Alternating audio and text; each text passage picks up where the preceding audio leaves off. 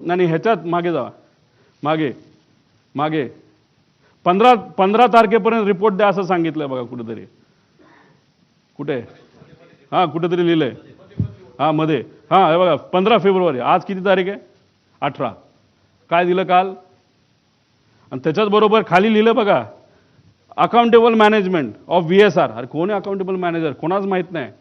मग नुसतं दाखवायचं म्हणून दाखवलं. मग अकाउंटेबल मॅनेजरला तुम्ही घेतलं का ताब्यात? नाही घेतलं. मेंटेनन्स मॅनेजरला घेतलं नाही घेतलं. पुढे घ्या. आता हे सगळ्यात महत्त्वाचं आहे, हे नोट करा. आम्ही बघत होतो की VSR कंपनीवर कारवाई का होत नाही, VSR कंपनीवर कारवाई का होत नाही. ह्याच्या खोलात गेल्यानंतर आम्हाला कळालं की रोहित सिंग नावाचा जो VK सिंगचा मुलगा आहे, भारी भारी गाड्या आहेत त्याकडे, गाड्या घ्यायला काही हरकत नाही. 5 स्पोर्ट्स कार आहेत. एका गाडीची किंमत 7 कोटी असेल, 35 कोटीच्या तर गाड्या आहेत त्याच्या.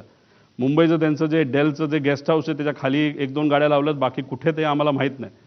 ह्या रोहित सिंगचं लग्न होतं 1.5-2 वर्षापूर्वी मॅरियट जयपूरला, राजस्थानमध्ये. तिथं कोण कोण गेलं होतं? कोणाकडे फोटो? आमच्याकडे काही लोकांकडे फोटो ते माझ्यापर्यंत आले नाहीत, पण येतील. पण ते मी वापरणार नाही, कारण कधी कधी आपण लग्नाला जात असतो. आमचं हे म्हणणं नाही की घातपात करणारे लोक तिथं गेले होते, नाही तर आमचं जे ऑब्जेक्शन ते अजिबात नाही. आमचं फक्त म्हणणं आहे VSR वर इन्व्हेस्टिगेशन का होत नाही, त्याचं कारण कदाचित असं असू शकतं की रोहित सिंगच्या लग्नामध्ये बरेच महाराष्ट्रातले सुद्धा सत्तेतले काही लोक, नेते, काही माजी मंत्री सुद्धा या निगडीत असणारे, आणि काही दुसऱ्या राज्यातले. त्यातलं एक राज्य आम्हाला कळलंय ते म्हणजे आंध्र प्रदेश. आंध्र प्रदेशचे TDP या पक्षाचे प्रमुख नेते, ते कोण मी सांगणार नाही, पुढच्या काही ह्याच्यामध्ये मी सांग, मला माहिती आहे का, तर 100% माहिती आहे. TDPचे एक प्रमुख नेते त्या लग्नाला, रोहित सिंगच्या VSRचा जो मालक आहे त्याच्या लग्नाला राजस्थानला हे गेले होते. मग VSRच्या मालकाच्या मुलाच्या लग्नाला तुम्ही तिथं जाता, आणि आज VSR या कंपनीवर जेव्हा ऑब्जेक्शन घ्यायचं असतं, त्याचे ऑपरेशन बंद करायचे असतात, तेव्हा तिथं मंत्री महोदय, TDP या पक्षातले, या देशाचे जे एव्हिएशन मिनिस्टर आहेत, ते कुठेतरी म्हणतात no safety concern with Learjet aircraft VSR venture aviation minister. का ऑब्जेक्शन आम्ही नाही घेतलं पाहिजे? का दादांचा अपघात झाल्यापासून, का घात झाल्यापासून आतापर्यंत या राज्याचे सुद्धा मंत्री VSRली प्रवास करतायत? का आतापर्यंत इतर राज्यांमध्ये सुद्धा VSR चालू आहे? का? प्रश्न आहेत ना. आमचं धडधडीत डायरेक्ट म्हणणं आहे की सत्तेतले बरेचसे लोक हे VSRच्या मालकांच्या निगडीत आहेत. काही लोकांचे व्यवसाय आहेत. हैदराबादचा एक कुठला तरी मोठा व्यावसायिक आहे, तो कोणाच्या जवळ आहे याच्या खोलात सुद्धा मी जात नाही. त्याची 2 विमानं आहेत आणि दोन्ही विमानं VSRच्या नावाली आहेत. आणि आज सत्तेत जे लोक आहेत त्याच्या जवळ असणारा तो माणूस आहे, आणि कदाचित त्या माणसाकडे तिकडं त्या भागातलं एक छोटंसं पोर्ट सुद्धा असावं त्या राज्यातलं. फक्त एकच आहे, बाकी कुठले पोर्ट त्याचे नाहीत.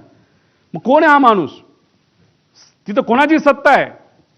आणि ती सत्ता तिथं त्या ठिकाणी असताना त्या TDP या पक्षाचे नेते जर रोहित सिंगच्या लग्नाला तिथं जात असतील, आणि TDPचाच नेता आज जर तिथं एव्हिएशन मिनिस्टर असेल, आणि VSR कंपनी आतापर्यंत बंद होत नाही, त्याचे ऑपरेशन तसेच चालू राहतात, कागदपत्र त्या ठिकाणी रिअलाइनमेंट करणं नाही तर त्याचं मॅन्युप्युलेशन करणं, असं आमचा त्याच्यामध्ये म्हणणं आहे. आणि आज रोहित सिंग आहे कुठं?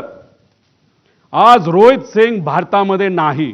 अपघात झाल्यानंतर मायामी अमेरिकेमध्ये तो गेलाय. त्यांची दुबईमध्ये सुद्धा कंपनी आहे, अमेरिकेमध्ये सुद्धा कंपनी आहे. ही सगळी विमानं टप्प्याटप्प्याने हे दुबईच्या आणि अमेरिकेच्या कंपनीमध्ये ट्रान्सफर केली जातील. आज आम्ही सगळे दुःखात आहोत, आज आम्ही तिथं लढत आहोत. पण ज्या कंपनीच्या माध्यमातून हा घात झाला, नाहीतर हा अपघात झाला, त्याचा मालक मात्र आज भारतात नाही. त्याला कुणी मदत केली बाहेर जाण्यासाठी? कुणी त्याचा तिथं इन्व्हेस्टिगेशन लगेच करून त्याला लगेच ताब्यात घेऊन लगेच तुम्ही इन्व्हेस्टिगेशन नाही तर त्याचं तिथं चर्चा करून आणायला पाहिजे होती. पण हे महाशय गेले कुठं?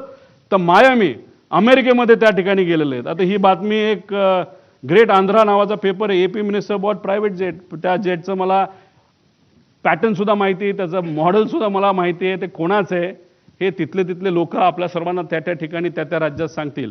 माझं मत आहे की या VSR कंपनीला मुद्दामून वाचवण्याचा प्रयत्न केला जातोय.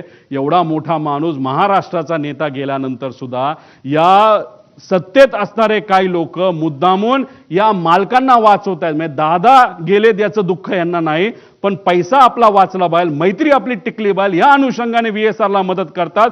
म्हणून आमचं मत आहे की आज नाही तर उद्या VSR कंपनीला बंदी घातली पाहिजे आणि इन्व्हेस्टिगेशन करत असताना त्याच्यामध्ये सुद्धा काही चेंजेस केले गेले पाहिजे.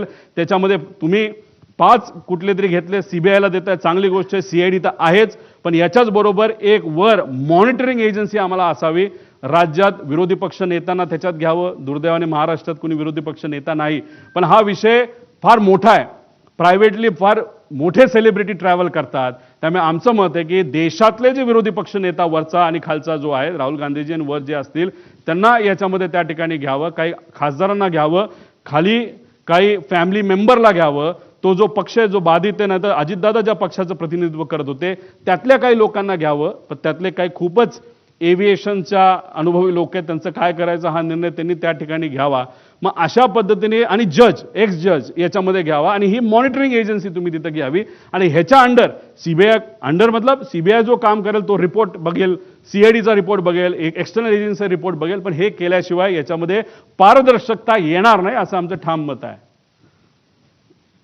मॅरिटचं तुम्हाला सांगितलं ते आम्ही तारखा पण काढू, काही फोटो आमच्यापर्यंत आलेत, काही डॉक्युमेंट्स आमच्याकडे आलेत, कोण कसं काय, फक्त ते आत्ता वापरलेलं नाही कारण का मला ह्याच्यात राजकारण आणायचं नाही. पण एक गोष्ट आहे की काही लोक मुद्दामून याच्यात राजकारण आणि मैत्री आणतायत आणि पैसा आणि इन्व्हेस्टर पण मी देऊ शकतो, पण इन्व्हेस्टरच्या खोलामध्ये मी जाणार नाही. इन्व्हेस्टर